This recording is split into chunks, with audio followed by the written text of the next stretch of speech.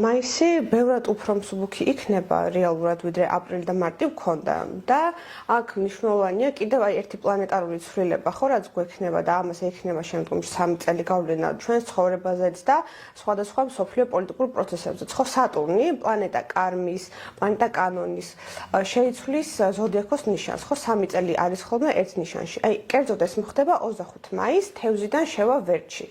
და როგორც უკვე აღნიშნეთ, ხო აი მოხდება ეს ცვლილება და შემდგომში უკვე იქნება ზუსტი შეერთება სატურნი-ნეპტუნის. ეს საკმაოდ იშვიათად ხდება ხოლმე ვერძის ნიშანში. რას ნიშნავს ახლა ეს? რა თქმა უნდა, ახლა ვერძები იგრძნობენ ამას, მაგრამ სხვა ნიშნებსაც შეეხება და ყველა ადამიანს შეეხება ეს. ანუ მთელი წლის განმავლობაში გვექნება ეს პლანეტარული შეერთება, ხან შედარებით შესუსტდება, ხან უფრო გაძლიერდება, მაგრამ ეს ფონი იქნება სატურნი-ნეპტუნის შეერთების.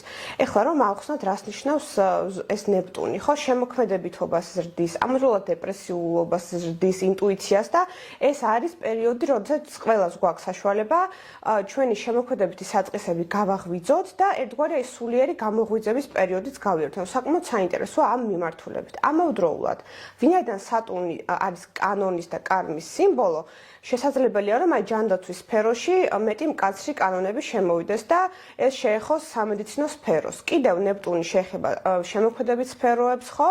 ამავდროულად შეეხება ეზოთერიკასაც და ასტროლოგიასაც, მედიცინას, მოკლედ საკმაოდ ბევრ სფეროს გაერთიანებს და არის მოსალოდნელი მთელი წლის განმავლობაში, ხო, უკვე მაისიდან, რომ გქონდეს გარკვეული ახალი თუნდაც კანონები, რაც შედარებით შეზღუდავს და მოსაზღვრავს აი ამ სფეროებს.